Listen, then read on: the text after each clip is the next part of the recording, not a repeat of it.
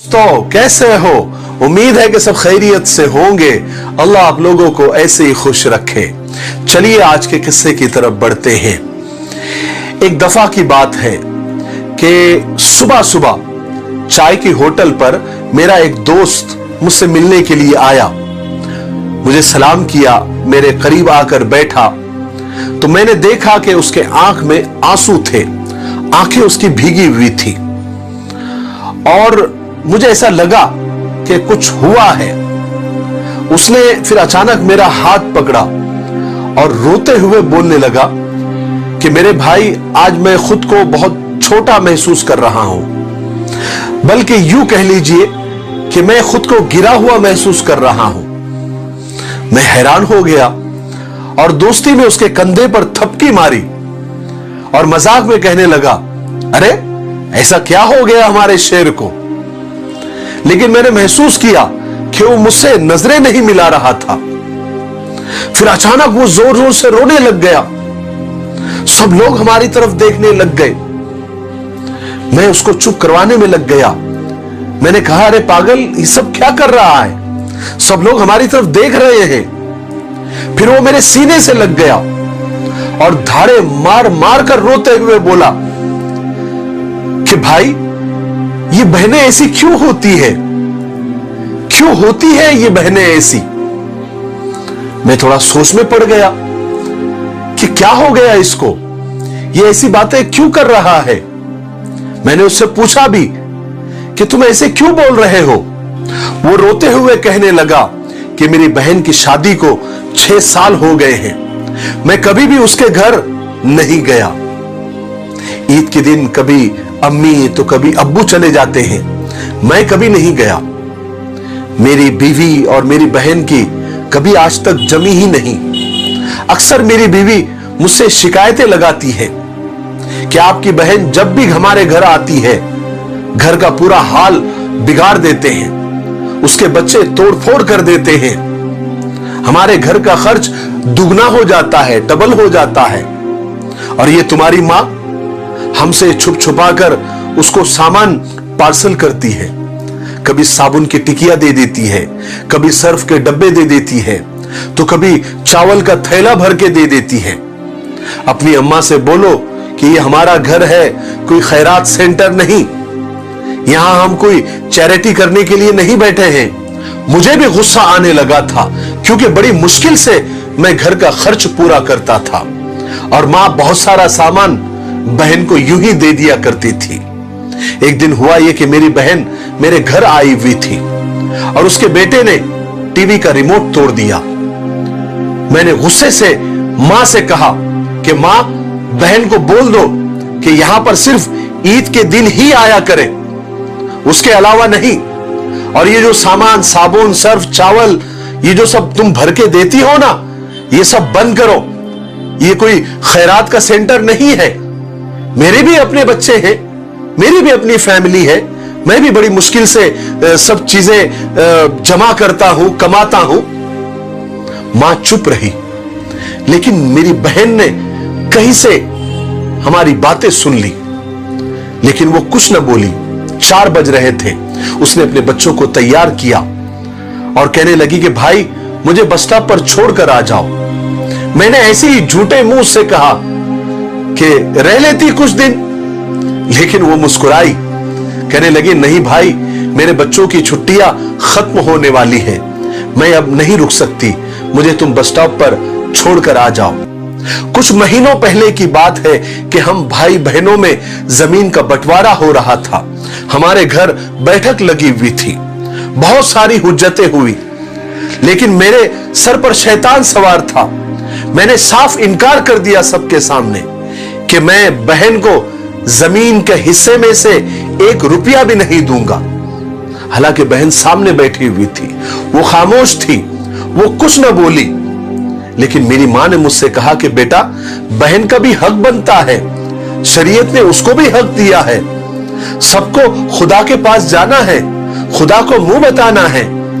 तो मैंने मां को गाली देकर चुप करा दिया और कहा कि कुछ भी हो जाए, मैं बहन को हिस्सा नहीं दूंगा तो नहीं दूंगा। मेरी बीवी ने भी मेरे बहन को गालियां दी, बुरा भला कहा। वो बेचारी खामोश थी। इस बात को कई महीने हो गए, लेकिन आज ये कोरोना वायरस की वजह से मेरी हालत ऐसी हो गई कि मेरी नौकरी छूट गई। आजकल मेरे पास कोई कामकाज नहीं है, जेब खाली है, बैंक अकाउंट खाली है। उसमें मेरे बेटे को टीबी हो गई, टीबी की बीमारी हो गई, मेरी बीवी को शुगर हो गई, मेरे कमर में फ्रैक्चर हो गया, मेरे पास इलाज कराने के लिए पैसे नहीं हैं। मैं बहुत परेशान था। मुझ पर 2 लाख रुपए का कर्ज भी हो गया था और ईद भी अनकरीब आने वाली थी। मैं कमरे में अकेला बैठा हुआ था। शायद मैं रो रहा था, अपने हालात पर रो रहा था, अपने आप पर रो रहा था। इतने में घर की बेल बजी। दरवाजा खोला गया तो वही बहन घर में दाखिल हुई। मैंने दिल में कहा, आ गई मनहूस, इसको यही वक्त मिला आने के लिए। उतने में मेरी बीवी मेरे पास आ गई और मेरे करीब आकर आहिस्ता से मुझे कहा कि देखिए जी, कोई जरूरत नहीं है तुम्हारी बहन के लिए खाना बनाने की, गोश्त या बिरयानी पकाने की। मैं कुछ करने वाली नहीं हूं, उसको जल्दी से बात करो और रवाना कर दो। मेरी बहन तकरीबन 1 घंटे के बाद, शायद फ्रेश वगैरह होने के बाद, मेरे कमरे में आई जहां मैं परेशान बैठा हुआ था, अपने हालात को, अपनी किस्मत को कोस रहा था।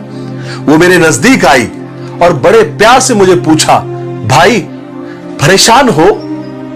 मैं मुस्कुराया नहीं तो मेरी बहन मेरे करीब आई, मेरे सर पर हाथ फेरा और मुझसे कहने लगी, मैं बड़ी बहन हूं तुम्हारी, तुम मेरे गोद में खेले हो, थोड़े से बड़े लगते हो तो क्या हुआ।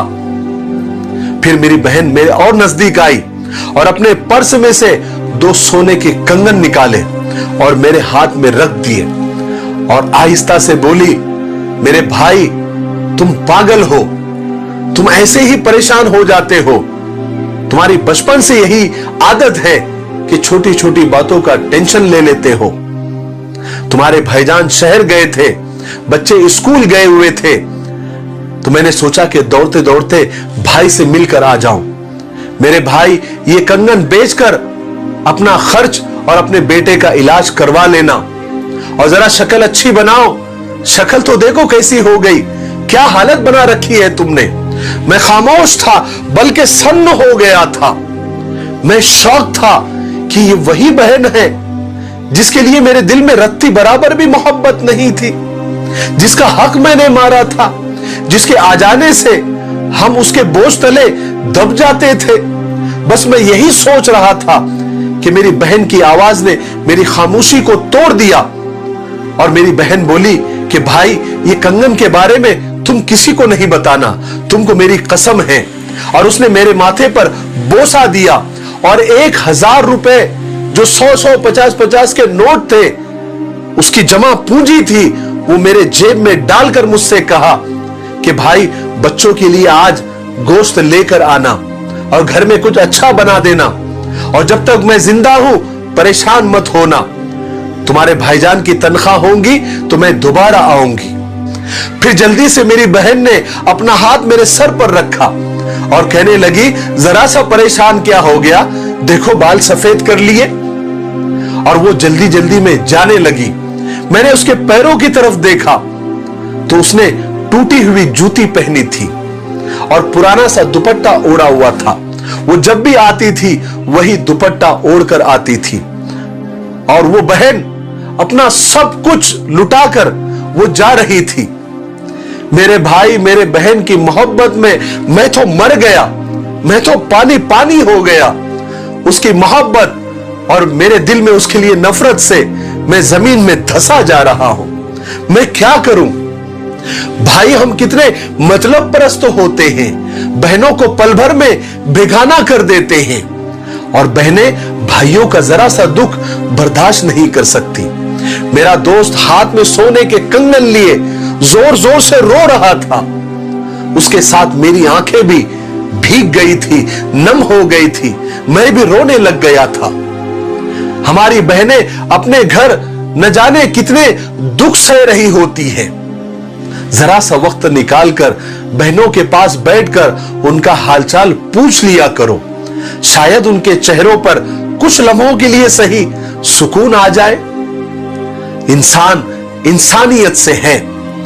दर्द दिल के लिए खुदा ने इंसान को पैदा किया है, वरना इबादत और ताअत के लिए फरिश्ते खुदा के पास कम नहीं थे। मेरे भाइयों, बहनों और दोस्तों, मेरी कुछ बातें आप याद रखें।